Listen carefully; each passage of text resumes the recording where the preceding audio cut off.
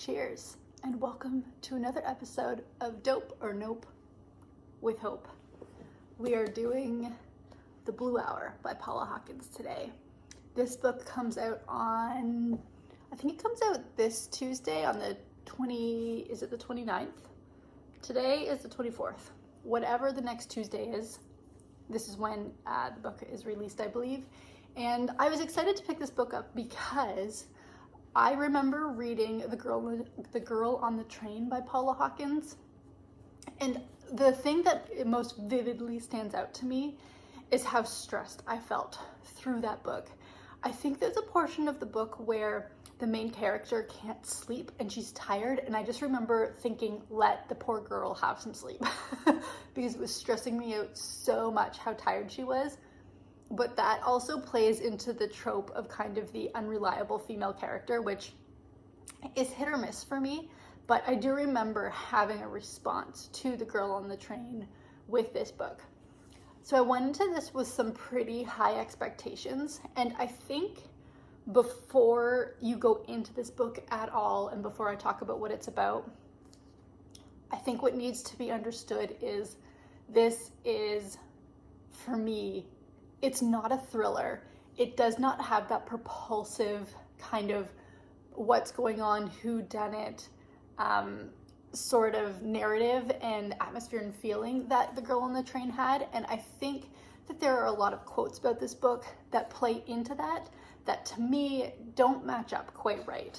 But in this book, you're following a man named Becker and a woman named Grace. And Becker is kind of this art curator. He's in charge of this specific artist's art from when she passed away. She basically bequeathed her entire art collection, or all of her paintings and all of her sculptures and stuff, to the man who owned this museum. And there's been a little bit of friction between the museum and Becker, and this woman, Grace, who lives and was really good friends with the artist. And the artist's name was Vanessa. And so that's kind of where you start the story, knowing that there's a little bit of tension, and there's very quickly into the story, you realize something is kind of amiss with one of the art pieces that Vanessa has had given to this museum. And it goes from there because they're trying to sort out what's going on, but Becker has always been a little obsessed with this artist, Vanessa, and trying to really get to the root of what was her inspiration and what she was like.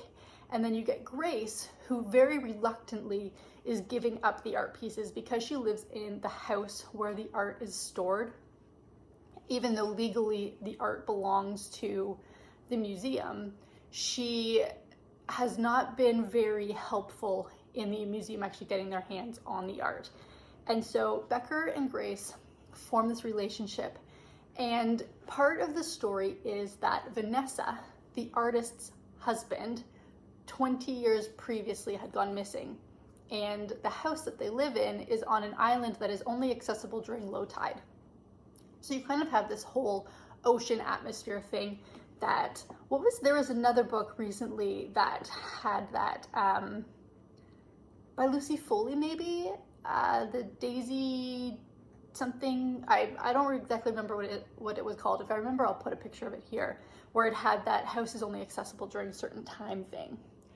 And I think that there is an element of atmosphere that adds to that, but I feel like for me in this case, it didn't really do much. It didn't add to the narrative necessarily. And I think for me, what the problem with this book for me was, and I'm not discouraging anybody from reading this because I did have an okay time with it. It was okay, but I think I would just want to temper expectations about what the book is, because as I said earlier, it for me is not the propulsive thriller that I would expect from Paula Hawkins. It is a suspenseful fiction, is kind of what I would categorize it as. I'm going to take a sip of coffee.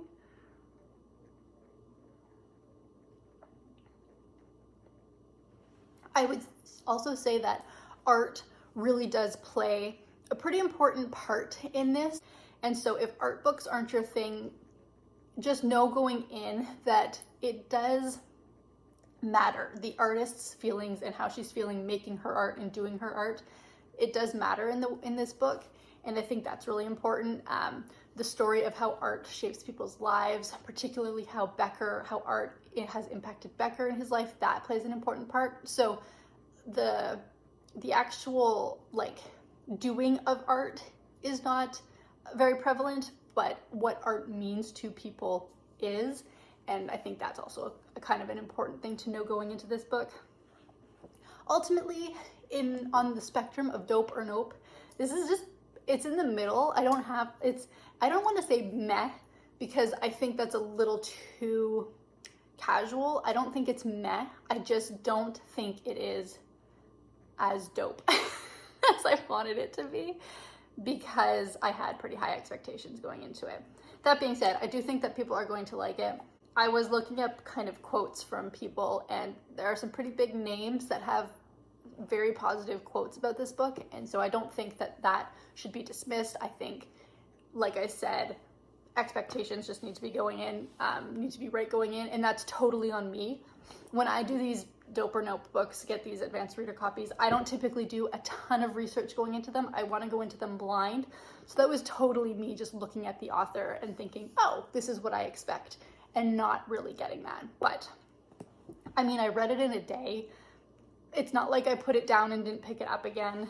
I think if you're, it's an airplane read. You know, it's a book that you can get on a plane with and read and be entertained and then get off the plane and kind of forget about. And that's what I would say about this book.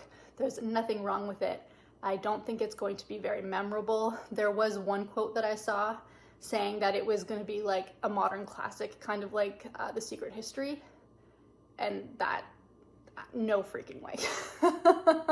To that I say no, but I do think that you could still have a decent time with this. I don't think it's going to be the best book you've ever read in your entire life. But that is all I have to say about The Blue Hour by Paula Hawkins. It was fine. It was fine.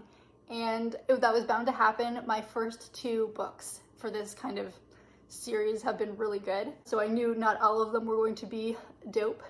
I'm glad so far we don't have a nope. That is where we're at. I am going to finish my coffee.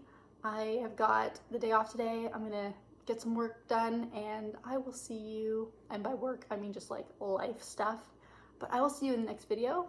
Thanks for joining me. Bye.